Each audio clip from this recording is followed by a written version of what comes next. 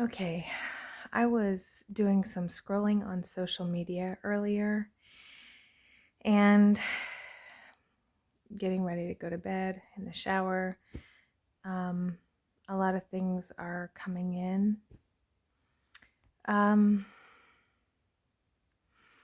so I'm going to attempt to iterate what was given to me.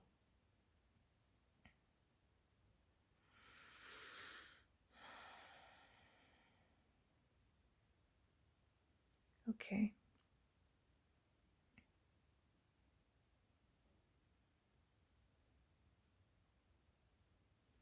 Let me pause here just a minute.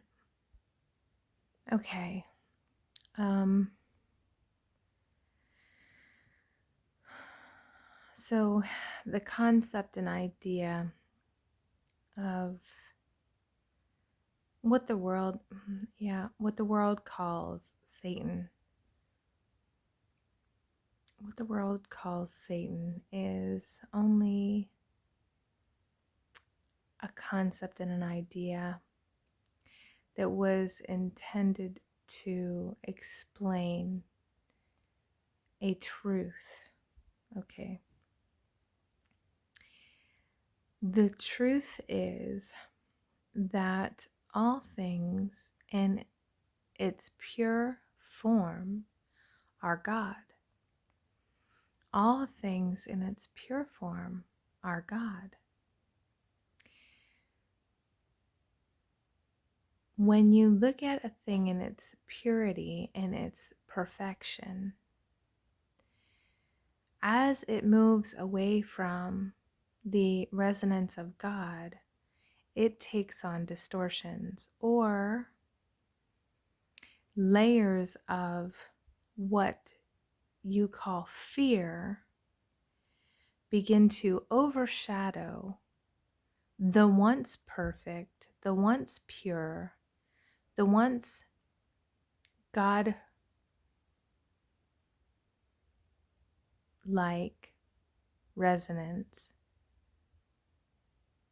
and become tainted or corrupted in a sense. So the teachings given here lately are really focused on everything I see as God. Everything I see as God. Because that supports and benefits you to come to an awareness of a truth that you have forgotten, which is non-judgment, which is all things are of equal value in God. That your systems and your cultures and your experiences have asked you to claim or label things in a certain way. Your concept of good and evil stem from this truth that things originate from perfection, from God. And then, as they move away from that resonance, as they take on the overshadowing of what you call fear, these many different layers of that tone or vibration, they look less and less like godlike. Okay. So the concept of Satan or the devil was a way for those to try to explain this truth. There is nothing evil. Evil is not real.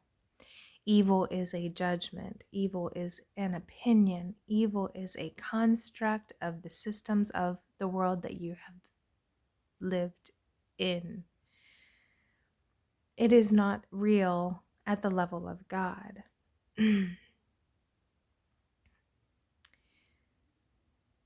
At the level of God, the distortions, the overshadowings don't exist. Now, what does that mean? Don't exist. That means that at the level of God, all things are seen as perfect because they are serving Christ. They are serving the child of God. They are serving this human experience. So at this level, all things are seen as perfect. In the human experience, it is difficult for humans to understand this level of love. At the level of God, the level of love is such that nothing is excluded from love. God loves everything, everyone. God loves all of it because God is love. God is love in its pure, perfect essence, which is without distortion of any kind, which is without any overshadowing, without any layering of fear, no touch of tarnish or taint of any kind. And because that is so, that which God is not capable of anything but love. You have created an illusion of separation to allow yourself to be something other than that pure, perfect love. To have an experience of something other than that pure, perfect, untainted love. You at your core, in your true form, are absolutely that pure, untainted, perfect love. You are that divine being. You have created for yourself an illusion of separation that you might experience things that are a distortion of that. So, through these distortions, then, a snowball effect occurs, and you begin to judge and label, and you have created a value system. And by you, we mean all of humanity, the collective of the humanity, has created a value system which tells you what things mean, what things are, how things should or should not be. And all of this is simply part of the human experience, which has become magnified, which has become all encompassing, which has reached a point of almost dominion over the divine self. And the divine self, the Christ, was to have dominion over everything else. And the Christ does have dominion over everything else when the Christ is allowed to be the one expressing through the form.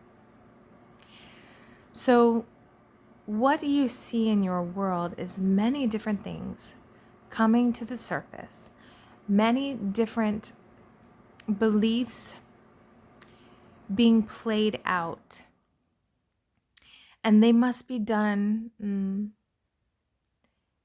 in order for those who still acquiesce to those vibrations. The shaking up must be quite violent in a sense to bring them to an awakening, to bring them to an awareness that to bring them to the choice where they will choose again. They will choose a more loving teacher than the ones they have been aligning to. So this is what you're seeing in your world. You are seeing many that are ready to graduate, in a sense, to another level of being, another way of expressing, another way of experiencing what it is to be human,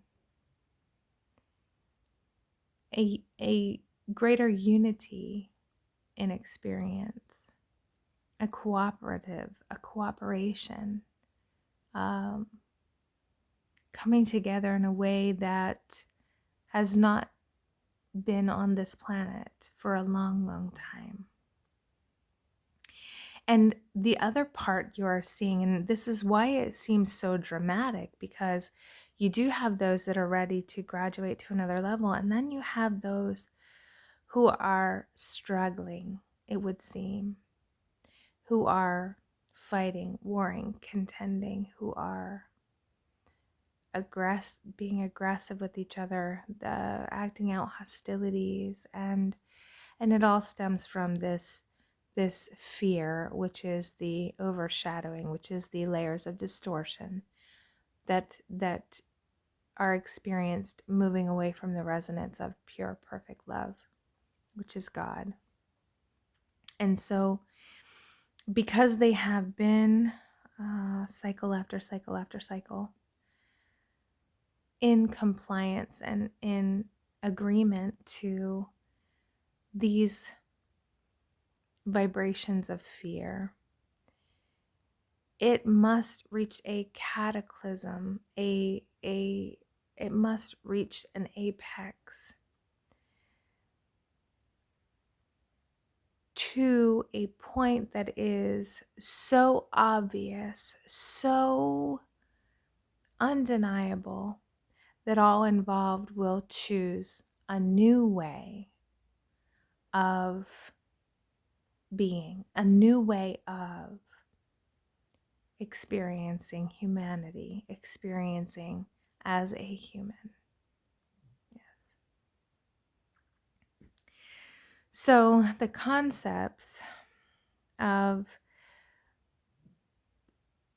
God is all I see, we are bringing this message through because it doesn't really benefit you for us to say these things are not vibrating at the resonance of God. Okay? Because what we are trying to get you to understand is non-judgment. We are trying to get you to, encouraging you to the level where you embrace or have gratitude and appreciation for everything that is happening. It is not your place to judge that. It is not your place to fix it. It is something that your fellows, your brothers, must experience in order for them to come to the place where you are, where they no longer desire conflict, where conflict no longer serves them, where conflict no longer is welcomed by them. This conflict is similar to drug addiction.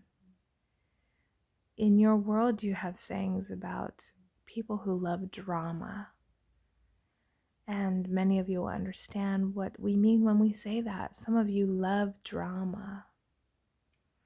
Conflict, war, strife, struggle, having to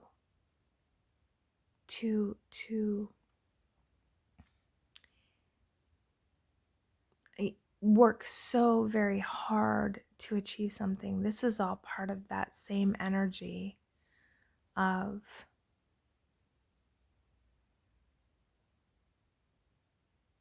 contention. Having an enemy, having someone that you must fight against, having something that you must overcome, and it is all part of this same energy. And so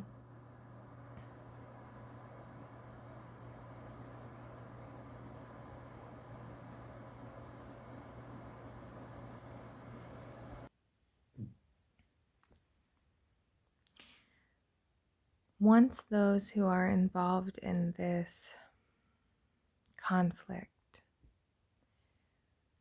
come to a place where they no longer desire to continue in that fashion. It will not exist for them. The rest of you will not have to see it. Now, those of you who are struggling with seeing this go on and want to choose a side, we want to caution you to stay in your own lane. And you know this saying, in your world, we like it. Stay in your own lane. What that means is be mindful of not being sucked into the conflict. Because when you're sucked into the conflict, then you add to that energy. And the more any of you add to that energy, the longer it will be here, the longer it will be experienced. The more of you that can rise above it, that can see these things playing out in your world, and that can still appreciate the events occurring because you know what it's for. You know that it is here, that it is occurring to shake up, to bring those to an awareness, to allow them to awaken from their illusion of the need for, to wake them up that they no longer feel that they need conflict in their lives, that they no longer define themselves through conflict, war, struggle, strife, on and on and on. Victim, perpetrator, all of these scenarios. So once they no longer identify themselves through these conditions, those conditions will fall away because they will no longer be serving them. So when you see these things playing out, it is really, really beneficial to all of humanity to not judge the situation, but to be grateful for the situation, knowing that it's serving a higher purpose. It's serving a higher purpose.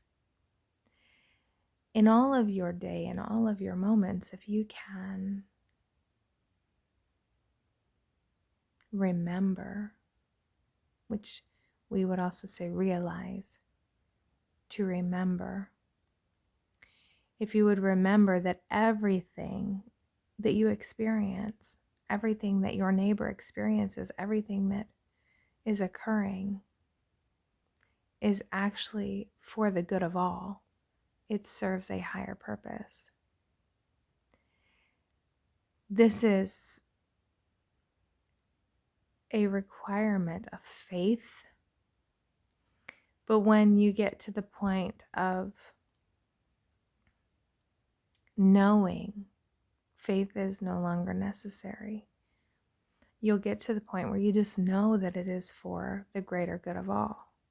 You just know, because you know the love of God. You know that the whole system comes from, begins at, its origin is in perfect love. That is where it is reverting to as well. Or some would say it has never left the perfect love that it is, that it came from, that it originated in. Though your minds and your systems and your beliefs and your overshadowings of fear and the layers of fear make it look other than it is. When it looks other than it is, you behave in such a way that just continues to feed the system, to feed the fear, to feed the shadowing, and it just continues on. So